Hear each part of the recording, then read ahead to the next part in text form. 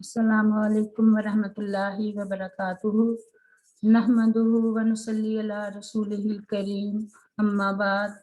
अऊज़ु बिल्लाहि मिनश शैतानिर रजीम बिस्मिल्लाहिर रहमानिर रहीम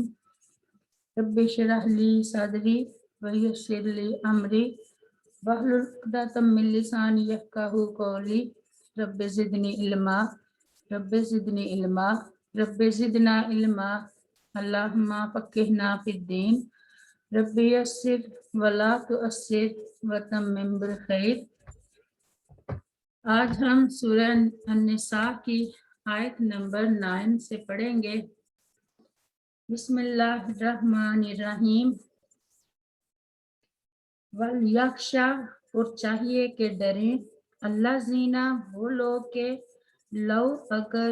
तराकू वो छोड़ जाएं, मिन खल्फिहिम, अपने पीछे, ज़ुर्रियातन, औलाद, ज़िआफन, कमजोर बच्चे, खाफू, तो कैसे वो खौफ खाते, अलैहिम, उन पर, फलियत्तकुल्लाह, तो चाहिए कि वो डरें अल्लाह ताला से, वल यकूलू, और चाहिए कि वो कहें, कौलन, बात, सदीदा, सीधी।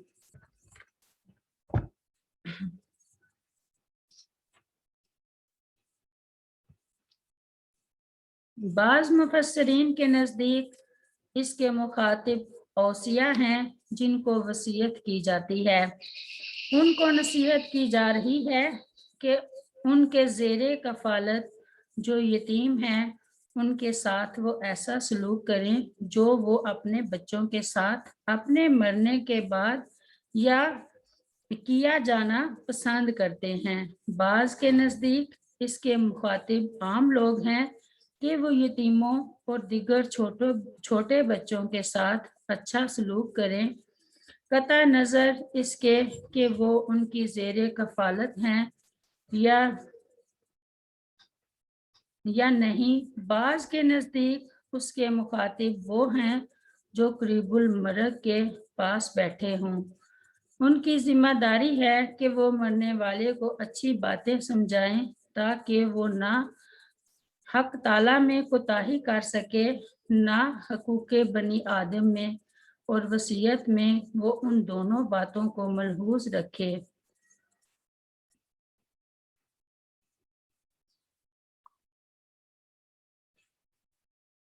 अगर वो खूब साहिबे हैसियत है तो 1/3 माल की वसीयत ऐसे लोगों के हक में ज़रूर करे जो उसके करीबी रिश्तेदारों में गरीब और मुस्तहिक इमदाद हैं, या फिर किसी दीनी मकसद और इदारे पर खर्च करने की वसीयत करे ताकि ये माल उसके लिए ज़ादे आखिरत बन जाए। और अगर वो साहिबे हैसियत नहीं है तो उसे 1/3 माल में वसीयत करने से रोका जाए ताकि उसके अहले खाना बाद में मुफलसी से दो चार ना हों। इसी तरह कोई अपने वरसा को महरूम करना चाहे तो उसको मना किया जाए और ये ख्याल किया जाए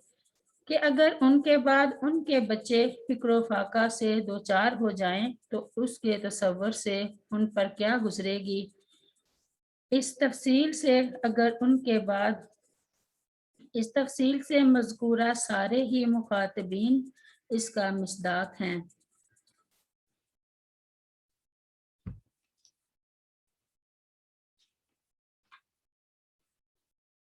ये हुक्म मैयत की वसीयत सुनकर नाफिज करने वालों को है और उन लोगों को भी जो यतीमों के सरपरस्त और वसी मुकर्रर हों। उन सब को हदायत की जा रही है कि वो अल्लाह ताला से डरते हुए मैयत की औलाद और यतीमों के मफाद का उसी तरह ख्याल रखें जिस तरह वो चाहते हैं कि उनके मरने के बाद उनकी छोटी और बेबस औलाद के मफाद का ख्याल रखा जाए।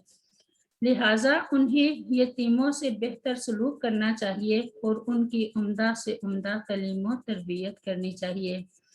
आमिर बिन साद रहिमहुल्लाह अपने बाप से बयान करते हैं कि रसूल करीम सल्लल्लाहु अलैहि वसल्लम जब साद बिन अबी वकास रज़ियल्लाहु अन्हु की अयादत के लिए तशरीफ ले गए तो उन्होंने अर्ज की कि मैं काफ़ी तकलीफ में हूँ اور بہت مالدار ہوں جبکہ میری ایک ہی بیٹی ہے، تو کیا میں اپنے مال کا 2/3 حصہ صدقہ کر سکتا ہوں؟ آپ صلی اللہ علیہ وسلم نے فرمایا نہیں۔ انہوں نے عرض کی کیا میں اس کا نصف صدقہ کر سکتا ہوں؟ آپ صلی اللہ علیہ وسلم نے فرمایا نہیں۔ انہوں نے عرض کی 1/3، تو آپ صلی اللہ علیہ وسلم نے فرمایا ہاں، 1/3 صدقہ کر سکتے ہو، اور 1/3 بھی بہت زیادہ ہے، کیونکہ تم اپنے وارثوں کو دولت مند چھوڑ جاؤ تو یہ اس سے کہیں بہتر ہے کہ تم انہیں فقیر چھوڑ جاؤ اور وہ لوگوں کے سامنے ہاتھ پھیلاتے پھریں۔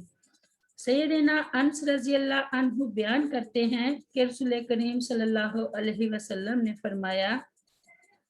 تم میں سے کوئی شخص اس وقت تک مومن نہیں ہو سکتا جب تک وہ اپنے بھائی کے لیے وہی چیز پسند نہ کرے جو وہ اپنے لیے پسند کرتا ہے۔ آیت نمبر 10۔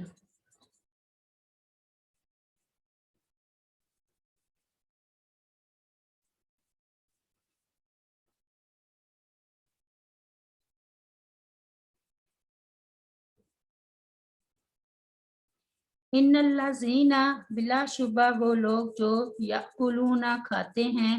اموال الیتامی مال یتیموں کے ظلماً ظلم سے، انما تو بلا شبہ یأکلون وہ کھاتے ہیں یعنی ڈالتے ہیں فی بطونہم اپنے پیٹوں میں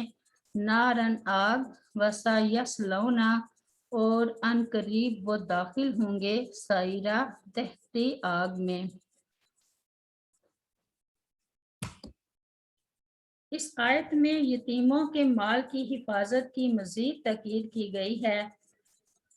اور بتایا گیا ہے کہ وارث یا ولی یا حاکم کوئی بھی اگر یتیموں کا مال ناجائز طور پر کھاتا ہے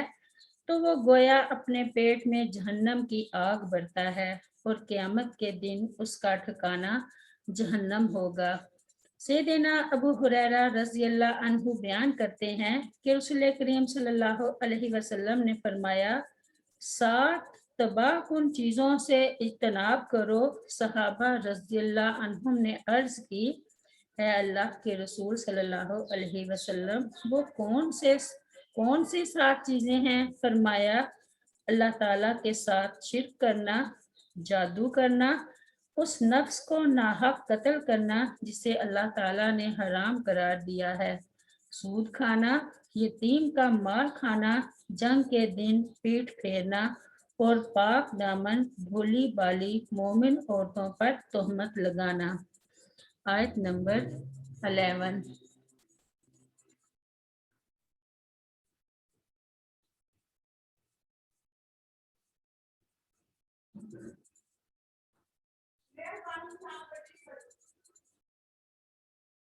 یوصیکم اللہ وصیت کرتا ہے تمہیں اللہ تعالیٰ فی اولادکم تمہاری اولاد کی بابت، للذکر مرد کے لیے ہے،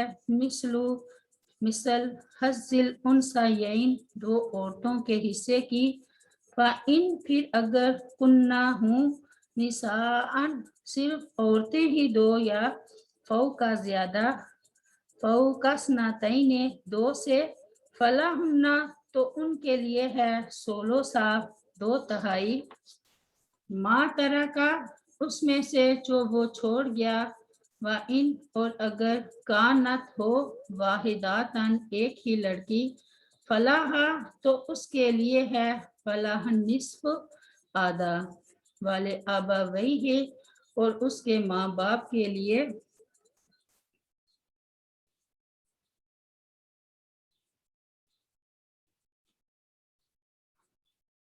لکل واحد ہر ایک کے لیے منہما ان دونوں میں سے السدس 6 حصہ، مما اس میں سے جو ترکا وہ چھوڑ گیا۔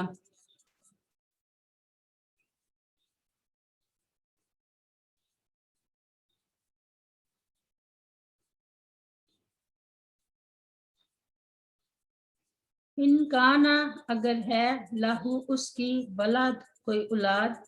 फ़ाइन फिर अगर लम यकुन ना हो लहू उसकी वलादुन औलाद व वारिसाहु और उसके वारिस हों अबवाहु उसके माँ बाप ही फाले उम्मे ही 1600 तो उसकी माँ के लिए है तीसरा हिस्सा। फ़ाइन फिर अगर काना हूँ लहू उसके इखवातुन एक से ज्यादा भाई बहन फाले उम्मे ही 16 तो उसकी माँ का है छठा हिस्सा। मिन बाद वसीयातिन वसीयत के बाद उसी के वो वसीयत कर जाए बेहा इसकी औ या दैनिन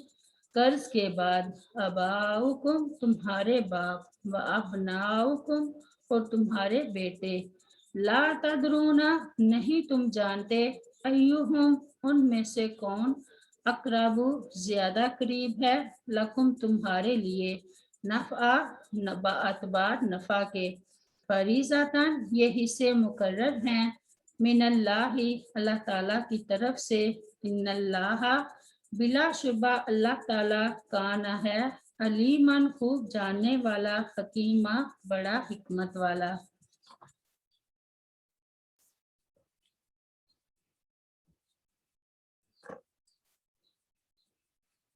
इसकी हिकमत और उसका मबनी बर अदल इंसाफ होना हम वाजे कर आए हैं। वर्सा में लड़की और लड़के दोनों हों तो फिर उस असूल के मुताबिक तकसीम होगी। लड़के के छोटे हों लड़के छोटे हों या बड़े इसी तरह लड़कियां छोटी हों या बड़ी सब वारिस होंगे।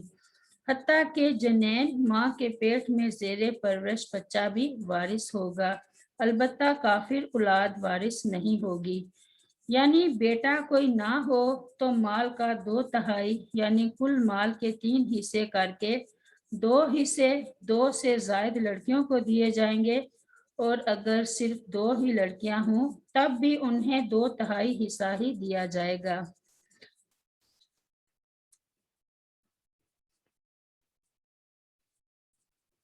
इसके अलावा सूरत निसा के आखिर में बताया गया है कि अगर किसी मरने वाले की वारिस सिर्फ 2 बहनें हों तो उनके लिए भी 2/3 हिस्सा है। लिहाजा जब 2 बहनें 2/3 माल की वारिस होंगी तो 2 बेटियां बतरीके औला 2/3 माल की वारिस होंगी। जिस तरह 2 बहनों से ज्यादा होने की सूरत में उन्हें 2 से ज्यादा बेटों के हुक्म में रखा गया है, खुलासा मतलब ये हुआ कि 2 या 2 से जायद लड़कियां हों तो दोनों सूरतों में माल मतरूका से 2/3 लड़कियों का हिस्सा होगा, बाकी माल उसबा में तकसीम होगा। माँ बाप के हिस्से की सूरतें बयान की गई हैं। ये पहली सूरत है कि मरने वाले की अगर औलाद भी हो तो मरने वाले के माँ बाप में से हर एक को एक एक हिस्सा मिलेगा, यानी बाकी 2/3 माल औलाद पर तकसीम हो जाएगा। अलबत्ता अगर मरने वाले की औलाद में सिर्फ एक बेटी हो तो उसमें से चूंकि सिर्फ निसफ माल यानी 6 हिस्सों में से 3 हिस्से बेटी के होंगे और एक हिस्सा माँ को और एक हिस्सा बाप को देने के बाद मजीद एक हिस्सा बच जाएगा। उसके इसलिए बचने वाला ये हिस्सा बतौर उसबा बाप के हिस्सा में जाएगा। यानी उस सूरत में बाप को 2 हिस्से मिलेंगे, एक बाप की हैसियत से दूसरे उसबा होने की हैसियत से। ये दूसरी सूरत है कि मरने वाले की औलाद नहीं है। याद रहे कि पोता पोती भी औलाद में इजमान शामिल हैं। इस सूरत में माँ के लिए तीसरा हिस्सा है और बाकी 2 हिस्से जो माँ के हिस्से में दुगना है बाप को बतौर उसबा मिलेंगे। और अगर माँ बाप के साथ मरने वाले मर्द की बीवी या मरने वाली औरत का शोहर भी जिंदा है तो राजे कौल के मुताबिक बीवी या शोहर का हिस्सा जिसकी तफसील आगे आ रही है निकाल कर बाकी मांदा माल में से माँ के लिए तीसरा हिस्सा और बाकी बाप के लिए होगा। तीसरी सूरत यह है कि माँ बाप के साथ मरने वाले के भाई बहन जिंदा है, वो भाई चाहे सगे ऐनी हो यानी एक ही माँ बाप की औलाद हो या बाप एक हो माएँ मुख्तलिफ हों, یعنی الاتی بائی بہن ہوں یا ماں ایک ہو باپ مختلف ہوں یعنی اخیافی بائی بہن ہوں، اگرچہ یہ بائی بہن میت کے باپ کی موجودگی میں وراثت کے حقدار نہیں ہوں گے، لیکن ماں کے لیے جب نقصان کا سبب بن جائیں گے، یعنی جب ایک سے زیادہ ہوں گے تو ماں کے حصہ تیسرے حصے کو چھٹے حصے میں تبدیل کر دیں گے، باقی سارا مال 5/6 باپ کے حصہ میں چلا جائے گا۔ شرط یہ ہے کہ کوئی اور وارث نہ ہو۔ حافظ ابن کثیر رحمہ اللہ لکھتے ہیں کہ جمہور کے نزدیک 2 بھائیوں کا بھی وہی حکم ہے جو 2 سے زیادہ بھائیوں کا مذکور ہوا۔ اس کا مطلب یہ ہوا کہ اگر ایک بھائی یا بہن ہو تو اس صورت میں مال میں ماں کا حصہ ثلاث برقرار رہے گا، وہ سدس میں تبدیل نہیں ہوگا۔ اس لیے تم اپنی سمجھ کے مطابق وراثت تقسیم مت کرو، بلکہ اللہ تعالیٰ کے حکم جس کا جتنا حصہ مقرر کیا گیا ہے وہ ان کو دو۔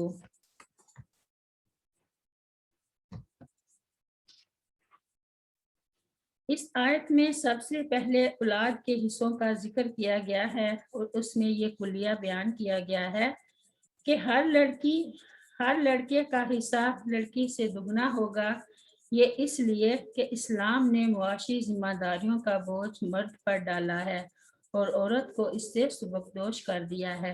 اور جب مرد کمانے کے قابل نہیں رہتا، مثلاً باپ، دادا وغیرہ، تو اس کا حصہ عورت یعنی ماں، دادی وغیرہ کے برابر ہوتا ہے۔ اگر اولاد میں صرف لڑکیاں ہوں، پھر اگر ایک لڑکی ہو تو اسے آدھا ترکہ ملے گا اور باپ کو چھٹا اور ماں کو چھٹا حصہ ملے گا، اور لڑکیاں اگر 2 ہوں یا 2 سے زائد ہوں تو انہیں کل مال کا 2/3 ملے گا اور باپ کو دوسرا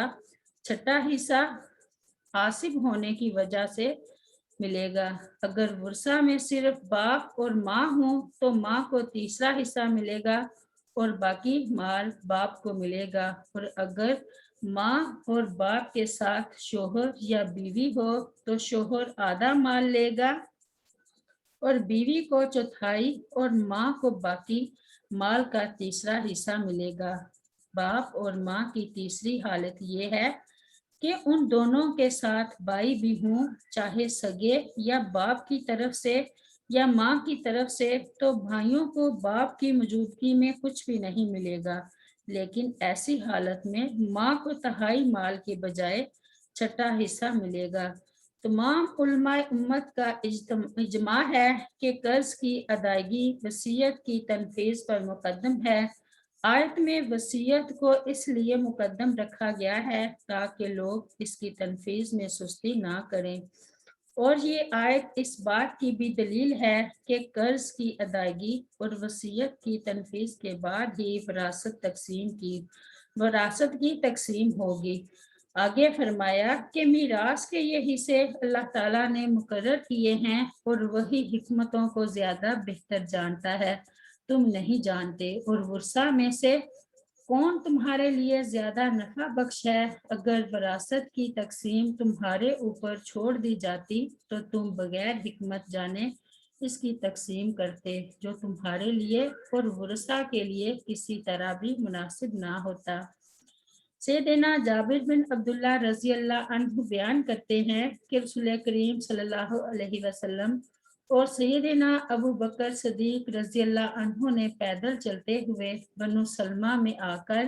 میری عیادت کی۔ رسول کریم صلی اللہ علیہ وسلم جس وقت تشریف لائے میں بے ہوش تھا، آپ صلی اللہ علیہ وسلم نے پانی منگوا کر وضو کیا اور مجھ پر پانی کے چھینٹے مارے، جس سے میں ہوش میں آ گیا، تو میں نے عرض کی، اے اللہ کے رسول صلی اللہ علیہ وسلم، میرے مال کے بارے میں آپ صلی اللہ علیہ وسلم کا کیا حکم ہے؟ تو اس وقت یہ آیت نازل ہوئی، یُوصِیکُمُ اللَّهُ فی اولادکم للذکر مثل حظ الانثیین، اللہ تمہیں تمہاری اولاد کے بارے میں تاکیدی حکم دیتا ہے، مرد کے لیے 2 عورتوں کے حصے کے برابر حصہ ہے۔